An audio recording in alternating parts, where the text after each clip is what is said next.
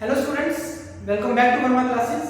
आज हम करेंगे पीटी के रीडिंग मॉड्यूल के फिल इन द ब्लैंक्स, जिनको हम ड्रैग एंड ड्रॉप के नाम से भी जानते हैं। उसके बाद आपको बिल्कुल सिंपल और इजी ट्रिक बताऊं और बिल्कुल एक एक वर्ड्स को समझाता चलूंगा कि किस प्रकार से आप अपनी पीटी की रीडिंग को इंप्रूव कर सकते हो एंड हाउ टू।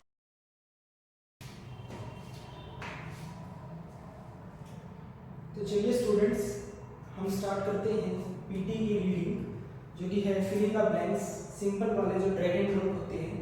उसके अंदर फर्स्ट ऑफ ऑल हमारे पास पैसेज का नाम है डे ड्रीम, यानी कि जो हम दिन में सपने देखते हैं, डे ड्रीम। इसके लिए क्या है, देखो यहाँ पर नीचे आपको ऑप्शंस दिए हुए हैं और ऊपर आपके पास पैसेज है। क्या कहा है? Everyone knows the pleasure of daydreaming, यानी कि हर कोई जानता है डे ड्रीमिंग, यानी कि दिन में सपने देखने की कितनी सारी खुशी मिलती है। Whether dash your next vacation, चाहे आपकी नेक्स्ट वेकेशन डैश हो, और एन आइडियल रोमांटिक पार्टनर, किसी रोमांटिक पार्टनर की बात। It is enjoyable to let your mind dash into a stream of consciousness, ये बहुत एंजॉयबल होता है कि अपने माइंड को डैश करें into a stream of consciousness. Stream मतलब एक तरह से धारा, जैसे पानी की धारा होती है। वेयर डैश कम अलाइव, जहां पर हमारी डैश जो है वो जीवित हो जाती है। Better yet, research shows that, research क्या शो करती है? Far from being a waste of time, कि ये वेस्ट ऑफ टाइम नहीं है। Daydreaming has all dash of benefits, daydreaming के हमारे पास बहुत सारे क्या है, dash of benefits, and is particularly important for developing brains, और ये बहुत ज्यादा इंपॉर्टेंट है डेवलपिंग ब्रेन के लिए। तो नीचे हमारे पास ऑप्शंस है, qualities, receiving, drift, envisioning, envisioning होता है कल्पना करना, specify, source and aspiration, aspiration होते हैं जो हमारी अभिलाषाएं होती है, हमारी इच्छाएं होती है। तो फर्स्ट में देखो क्या आएगा, everyone knows the pleasure of daydreaming, हर कोई जानता है कि डे ड्रीमिंग के क्या प्लेजर होते हैं।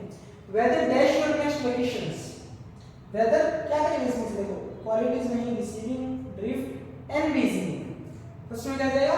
एनविजनिंग, क्योंकि whether envisioning your next vacation, चाहे आप अपनी अगली जो वेकेशंस हैं उसकी कल्पना करें या एक आइडियल रोमांटिक पार्टनर की बात हो। It is enjoyable to let your mind dash into a stream, stream होता है पानी की धारा, उसके लिए यहां से कौन सा वर्ड लग सकता है?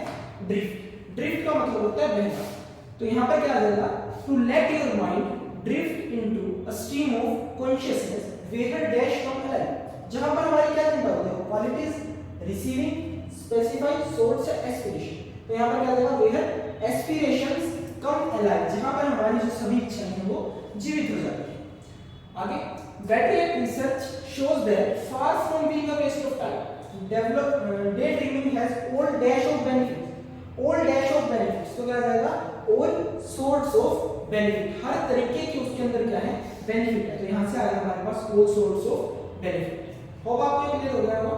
सबमिट करते हैं इसको, दैट्स इट, ये देखिए। ओके, चलते हैं नेक्स्ट पे। पैसेज का नाम है एक्सट्रीम हीट। सबसे पहले देखते हैं, extreme heat brings serious health risk dash for people who are elderly और have pre existing condition. Extreme heat यानी कि बहुत ज्यादा गर्मी होने के बहुत सारे हेल्थ रिस्क हैं। डैश फॉर पीपल, उन लोगों के लिए हु आर एल्डरली, जो या तो बुजुर्ग हैं, बूढ़े हैं, और हैव प्री एग्जिस्टिंग कंडीशन, या जिनके पास कुछ पहले से ही उनको कुछ बीमारी है, कोई कंडीशन प्री एग्जिस्टिंग है उनके पास। यहां पर देखो कौन सा वर्ड आएगा? नेसेसरी, कॉन्फ्लिक्ट्स, कॉन्फ्लिक्ट्स होता है आपसी मनमुटाव, लड़ाई झगड़े, कॉन्सिक्वेंसेस होता है परिणाम, इंटेंस होता है और भी ज्यादा गर्म, फ्लेक्सिबल, स्पेशली और इंसिडेंस। ओके, यहां पर लगाते हैं, देखो extreme heat brings serious health risk specially for people, specially किन लोगों के लिए जो या तो बूढ़े हैं या उनके पास कुछ पहले से ही प्री एग्जिस्टिंग कंडीशन है। तो यहां पर क्या आएगा? Specially for people who are elderly और हैव प्री एग्जिस्टिंग कंडीशन। उसके बाद, because of climate change, climate change की वजह से हीट वेव्स, जो लू है, हीट गर्म हवाएं हैं, आर गेटिंग मोर फ्रीक्वेंट, वो लगातार चल रही है। मोर डैश, और ज्यादा क्या हो गई है? देखो मोर नेसेसरी नहीं हो सकता, कॉन्फ्लिक्ट्स नहीं हो सकता, कॉन्सिक्वेंस नहीं हो सकता, मोर इंटेंस, और भी ज्यादा घनी हो गई है, और भी गर्म हो गई है, एंड आर लास्टिंग लॉन्गर, और लंबे समय तक चल रही है, then ever before, with deadly dash, deadly यानी कि खतरनाक उसके क्या होंगे? खतरनाक क्या होंगे? खतरनाक परिणाम होंगे, खतरनाक क्या होंगे? Deadly consequences. Okay, next, during heat waves, heat waves के दौरान there is a higher dash of death. Death की क्या हो सकती है, नेसेसरी नहीं हो सकती, कंफ्लिक्ट नहीं हो सकती, फ्लेक्सिबल नहीं हो सकती, क्या होगा, incidence. There is a higher incidence of death, वहां पर मृत्यु के बहुत सारी घटनाएं हमने देखी हैं from cardiovascular and respiratory disease. Okay, आपको आ गया होगा समझ में, बिल्कुल इजी लैंग्वेज में मैंने आपको बताया है, इसीलिए ये देखिए। ओके, नेक्स्ट पर चलते हैं।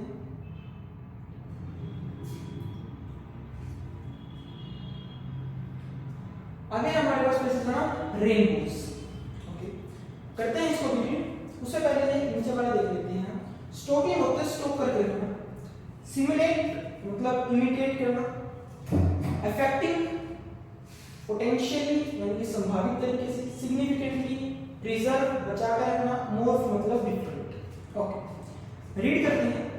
Climate change is dash rainbows, जो हमारा क्लाइमेट चेंज है, जो हमारे एनवायरनमेंट में क्लाइमेट चेंज हो रहा है, इज डैश रेनबोज। अब इसके लिए हमारे पास दो रूल हैं।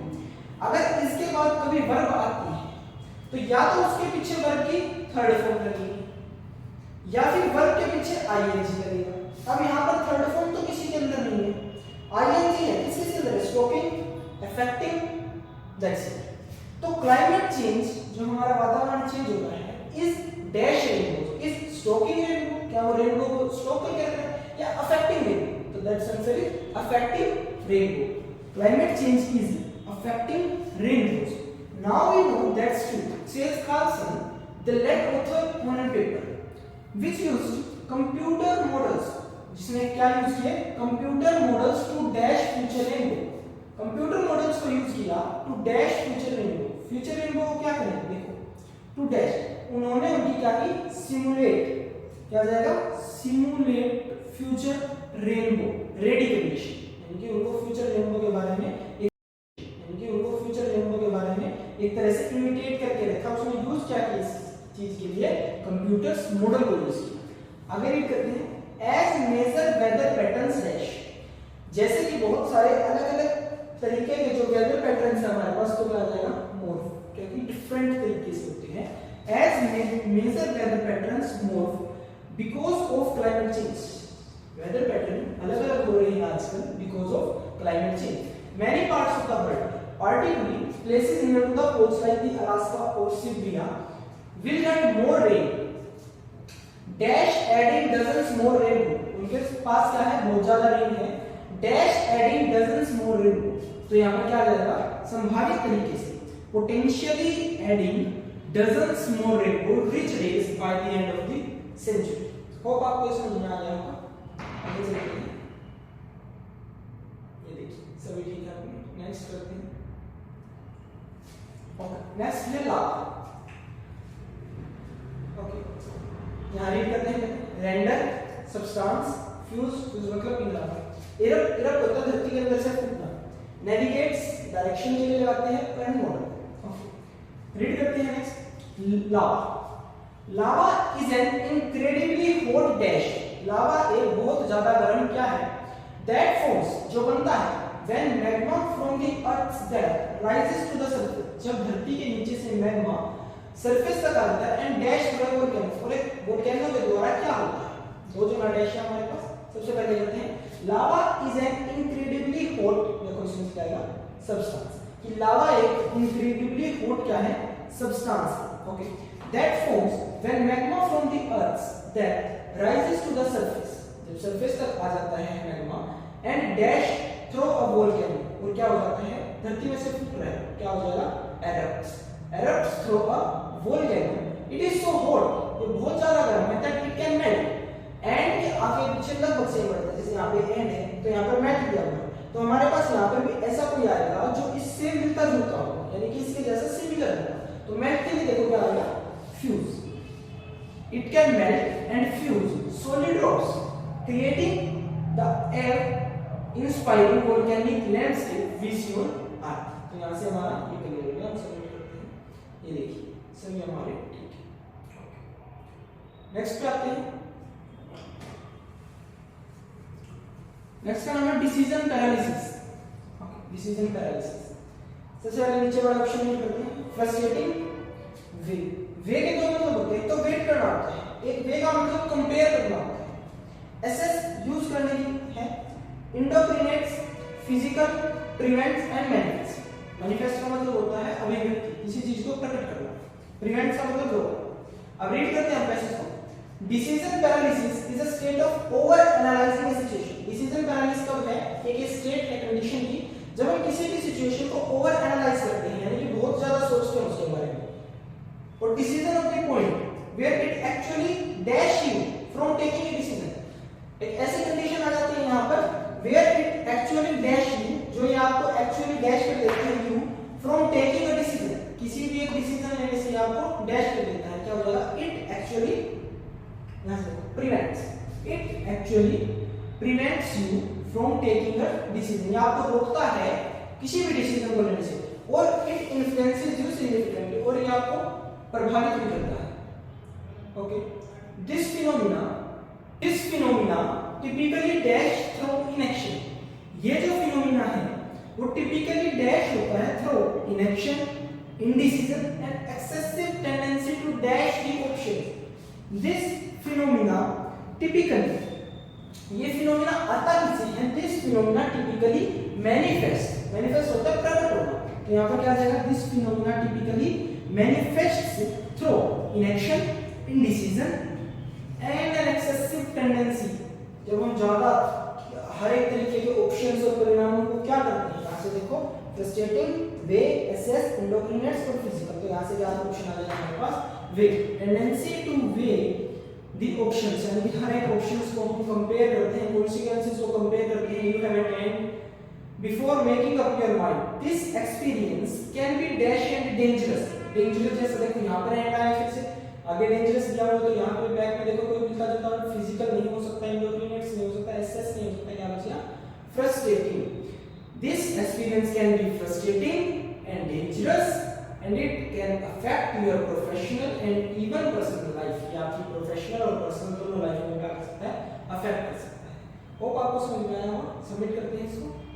ये देखिए सभी ऑप्शंस हमारे ठीक है। बिल्कुल नेक्स्ट करते हैं। अ कंट्री, अब किसी कंट्री की बात है। सबसे पहले a country refers to certain population with its own dash tradition.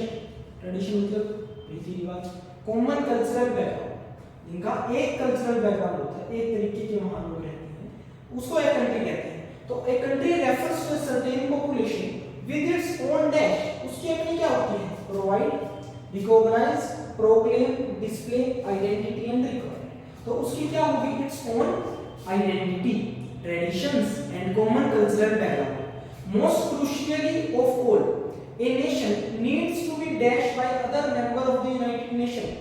एक कंट्री को जरूरत होती है किस चीज की?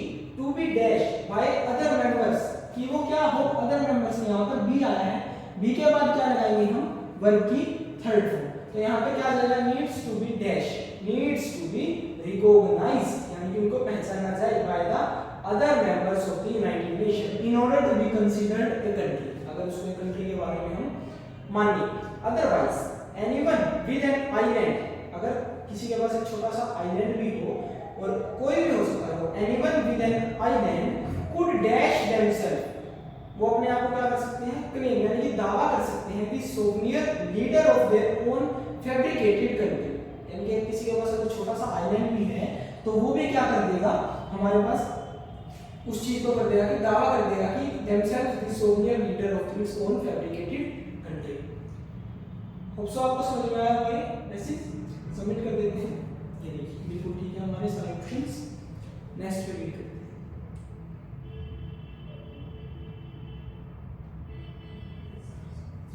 टॉपिक का नाम है कॉन्सिक्वेंसेस ऑफ प्लेजरिज्म। प्लेजरिज्म के क्या परिणाम होते हैं?